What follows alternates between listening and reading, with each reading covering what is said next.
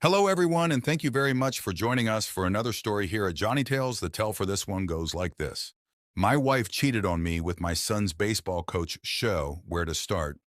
Well, first off, I did it. I officially filed for divorce, and she has been served. She has less than 2 weeks to respond. Quite literally the hardest decision I've ever had to make, and to be 100% honest, I still don't want to, but I know that it will be what's best for me, my soul, my anxiety, and my mind. Over the past month, we'd have good days and bad days. Tension was always high, and it turns out she still kept lying about him. I got a hold of her phone again, and she had shared locations on Snap with him. And when we were supposedly trying to make it work, she wouldn't even share that with me, her husband. And I had asked. Oh, and she changed his name in Snapchat so I wouldn't know it was him. Multi-levels of deception. She also had changed his name in her contacts to throw me off. Sucks for her. I know tech well, and am a bit smarter and clever than the average bear. On her birthday, we weren't getting along, so she chose to go spend time with him in the evening while I hung out without kids. Didn't tell me, found out by searching her phone for his name. That same day, she had been texting her BFF and literally told her I was being annoying and said, "Why don't you just divorce me?" to her regarding me. In arguments, she'd text me to divorce her because I would express how I was unhappy and am struggling, trusting her because she's been so shady. Everything from blocking me on Snapchat because she didn't want to see my snaps was her reason, to a crazy phone screen cover, to changing the lock code on our car. Both names are on it, but it's primarily hers. Just really odd shit, and then would also try to love bomb me and have me just go along with everything and be a good family man. More recently, on my birthday, I made the poor decision to go out with her. Absolutely, we had a lovely time till something triggered me and her affair came up, and we started arguing. It escalated up to the point where I was recording her on my phone as she was going nuts, and she straight up hit me in the side of my head, knocked my phone to the ground, and we tussled over my phone. All recorded. She called the police. No charges pressed, and I was told to sleep upstairs, which I did willingly. The next day, she filed a protective order against me, and I couldn't reach out to or see the kids, or her, which was A-OK, for a week. I couldn't even be in my own home. She did have the kids call me every day, which was very nice. During that week, my lawyers convinced me the best thing to do, especially for custodial reasons, was to file as it supersedes the restraining order. So I did. At the court hearing, she was served and knew it was coming the night before, as her friend is an officer, and it's public record. In front of the judge, she said that I was no threat to her or our children and that I'm a great father. She also stated that I'm allowed to freely come and go at the house and anywhere else I chose, as I'm not a threat, and she wants me to see and be with the kids. It's in the transcript, so I'll use that in the custody battle. We will and have talked about 50-50, but it's good to have in case. So the judge basically said that this was all a waste of time, and now because the restraining order has to be extended till we divorce, it's all null, except that I'm not allowed to threaten her. Not like I ever have or would ever do. I've moved to a family home which has room for me and the kiddos. They have their own room and beds, as well as toys, books, and everything else they could possibly need at this home. And we're splitting time with them. She expected me to make the AM 40 minutes commute to watch the kids by 730 so she can get to work. But I've made it very clear that if we have them overnight, we take care of the AMs regardless where the kids are. She fought that for a bit, but I showed her I have a Pendite light order ready to go, and I could just take the main house 50% of the time and displace her, and she calmed down. So that's about it with an update. She's trying to win me back again, but I've now caught her 4 times going back to him, so I can't give her another chance. I want to, but I know I can't. I can't trust her. It's the hardest thing in the world. I break down crying randomly. I am terrified about the future and how it will all work out. I hate that she chose him over me and tries to win me back, telling me how much this is hurting her and all that jazz. And it's like, well, maybe you shouldn't have had a fucking year-long affair, an affair that was first discovered by an "I love you more" text. Maybe you shouldn't have given my engagement/wedding right back twice. You chose him. A one-time thing I could have recovered from and forgiven. But to go back time after time after time after time and hit it all and did all the things I know she did. Ugh, it's too much. I'm choosing to break up our beautiful little family, and it kills me. However, I have to stand up for myself, and I know I could never trust her again. She keeps asking for time to heal, but she keeps going back and getting mad at me for bringing her affair up when we bicker. I can't help myself. That motherfucker lives rent-free in my head all the time, and almost everything reminds me of her infidelity. She chose him over me, and now will suffer the consequences. It just sucks because I'm suffering greatly too. Don't get married, folks. I'm sure more will come to me, but I'm just having a hard time and needed to type this all out and get it out of my head. Thanks for reading my wall of text, and I appreciate all the support over the past few months. Next story. Ida for refusing to tell my family which of my baby girls I adopted. I, a single 20-year-old female, gave birth to a baby girl about 2 months ago, and at the same time adopted a second baby girl who was born about 3 days before. The daughter that I had in my uterus, I will call Rose. The daughter that I didn't carry, I will call Lily. I got pregnant with Rose about the same time that my best friend, who I'll call Anna, got pregnant with Lily. While I was ecstatic about being pregnant, Anna was not. Anna felt that she wasn't in a good place emotionally, financially, or any other way to have a child. She told me she was considering getting an abortion, but that she wished her child could have a good life somewhere else, instead of just being thrown away. But anytime she pictured putting her child up for adoption, she remembers all of the stories of abusive adoptive parents. She said that she felt helpless because there didn't seem to be any good answers. That's when we came up with a hesitant plan. We decided that if after Lily's birth, Anna still didn't feel like she could raise her, I would adopt Lily and raise the girls as twins. Anna didn't want Lily to know she was adopted, but I hated the idea of lying to a daughter of mine. We decided that once Lily was old enough to understand, I would explain that she was adopted. If at that point Anna felt ready, we would tell Lily that Anna was her biomom, and if not, then we would say that her mother wasn't ready for her to know who she was. This way, Lily could live her life. Anna didn't need to be worried about Lily because she could check on her at any time, and Anna would be able to continue working on getting her life in order. I chose not to have any of my family in the room during the birth because I wasn't comfortable with them seeing me like that, and Anna was fighting with her family at the time. So Anna and I were the only ones in the room for each other during the births. After Lily was born, Anna still wanted me to adopt Lily, and also said that she did want to be in her life more than she originally thought. We decided that she would be the godmother of both girls, and I would be their mother. When it was time for us to go home, I organized a get-together for my family to meet both of my daughters, and we went forward with the adoption. As soon as my grandmother met my babies, she asked me which one was my daughter, and I replied that they both were. She rolled her eyes and said that I knew what she meant. I told her that, no, I don't, because they are both my daughters.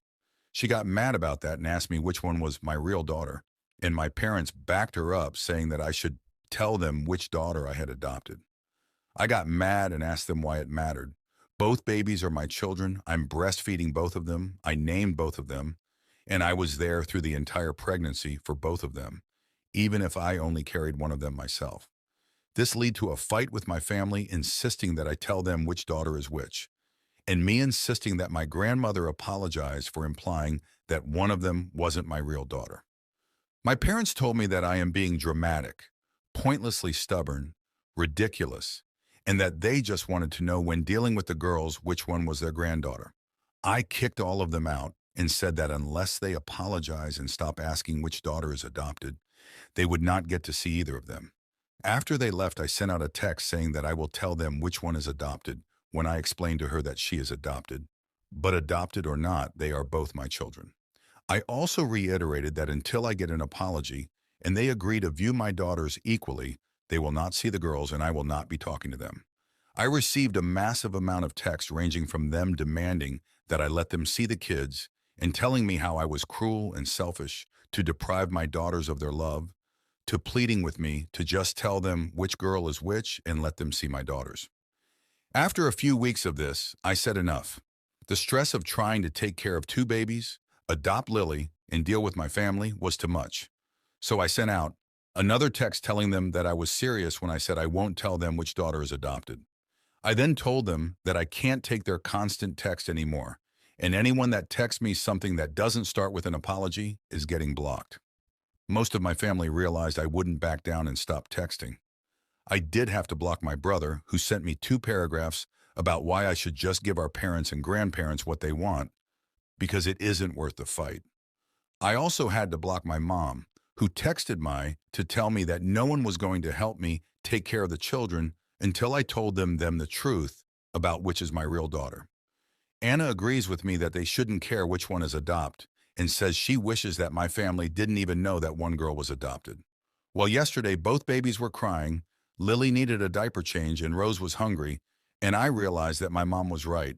I can't be in both places at once, and I can't take care of them by myself.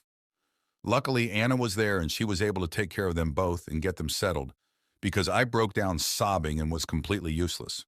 Now I'm starting to wonder if I am a bad mother for not letting my daughters see their family, and if I have chosen the wrong hill to die on. P.S. Anna was able to cheer me up. We cuddled together, and with the babies on the sofa eating ice cream and chocolate most of the night. She is also the one who convinced me to write this post because she is obsessed with Reddit. Update: thank you all so much for the support. I was shocked when I saw how many people had commented, because I honestly expected to find maybe 3 or 4. I tried to read through the comments quickly, and I want to answer a few things that I saw multiple people say. One, everyone know that Anna was pregnant and that one of them is her bio kid.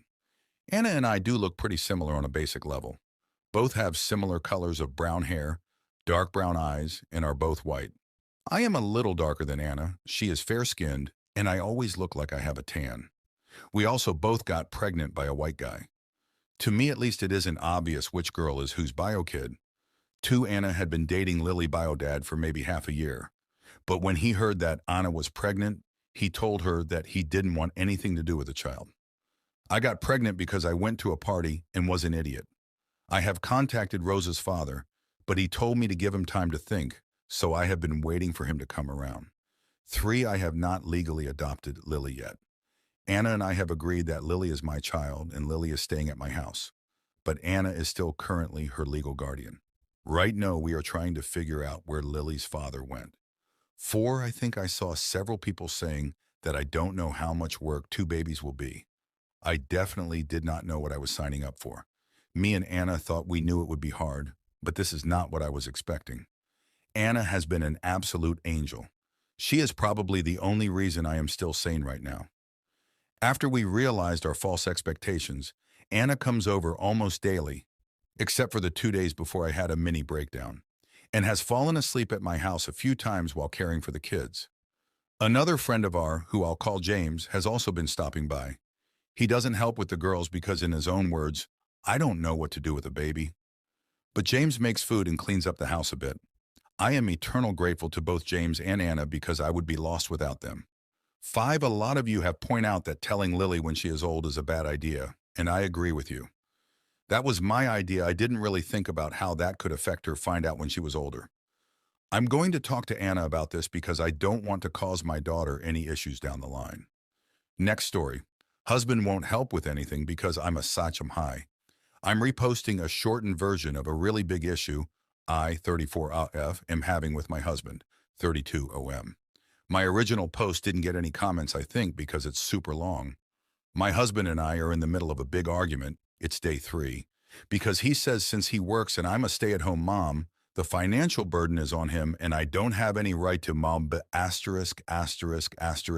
at him for help with cleaning, the baby, etc. I brought up how I've been feeling overwhelmed with everything and noticing he stopped doing things he used to do to help. For example, washing bottles before he goes to sleep, so I'm not left doing it after putting our baby to sleep, getting up with baby early mornings on his days off, offering to hang out with baby so I can shower, etc. He leaves his dishes all around the house.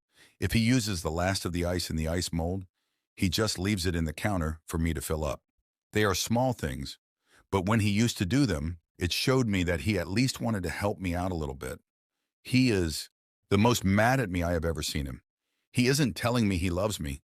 We are big I love you people, usually saying it to each other multiple times a day. He's called me dramatic, crazy, and that I've lost my mind over this. He is so cold towards me. I want to mention that I do what I can to earn my own money to help with groceries and small things like formula or diapers. Sometimes the timing of side gigs overlap with his work schedule, so I'm not able to earn any money that day, but I do try. I would normally ask my brother for advice since his wife is an amazing som, but my brother is my husband's supervisor. I previously said boss, but didn't realize that would be confused for him having a say in my husband's pay. He just makes his schedule and sends him on calls and oversees the work he is doing. So it might make things awkward.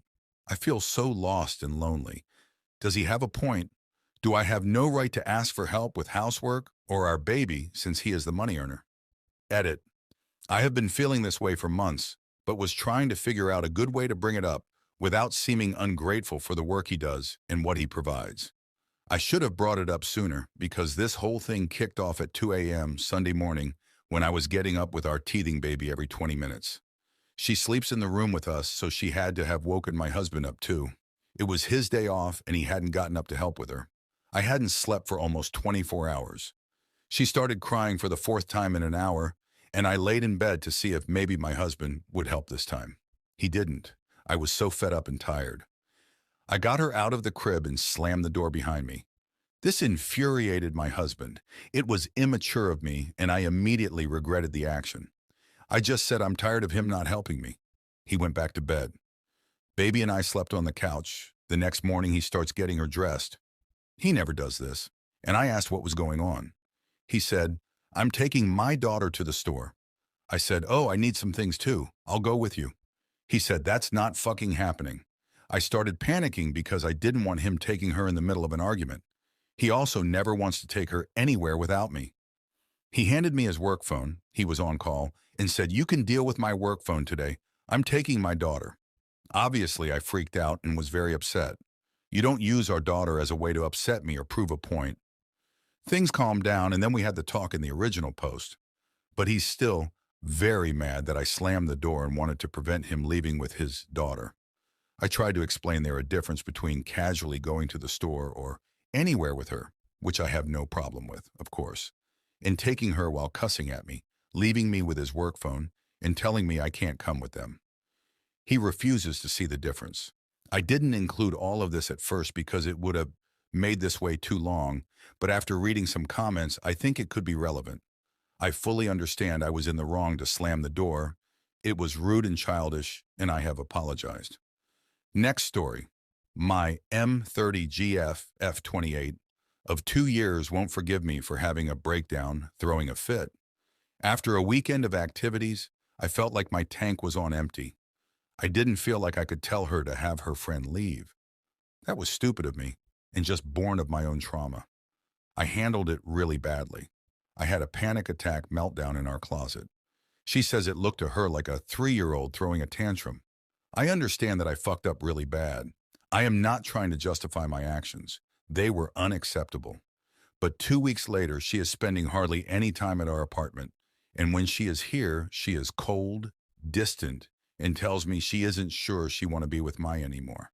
She says, I just don't see you the same way since the fit. I know this is my fault, and I know she has no obligation to forgive me or stay with me. Just after 2 years of so many highs and lows together, she was at a very low point when we first got together. It hurts. I feel certain if the roles were reversed, I would forgive her. That doesn't mean she has to forgive me, but it hurts. I have tried really hard to be a better person in general since then. I can't take back the mistakes I have already made. I just have to try to be better today. I don't really know what I expect from this post. Just to get it off my chest, I guess. TLDR. I got all worked up and threw a fit. Now my relationship might be over. Edit. A few people have asked me to describe my fit. I sat on the floor of the closet with a blanket over myself, hyperventilating. I banged on the wall and stomped on the floor as much as I could in that position. I scratched at my own head until it left ugly red cuts, but not enough to draw blood. When she found me, I screamed and cried, I'm sorry, I did, over and over again. That is pretty much it. I never hurt attacked anyone else, and I still cannot imagine myself doing so. Of course, I am not proud of myself, and shame makes it kind of hard to write out this whole description. A few people asked about therapy. I was seeing a therapist half a year ago, but I found him extremely unhelpful. And then my work schedule changed in a pretty extreme way, and I was unable to continue therapy at all. Now my schedule is settled back down. I have an appointment for the day after tomorrow to talk to a therapist who assigns people therapists so she can assign me a therapist. Further, I have an appointment with a psychologist at the start of June.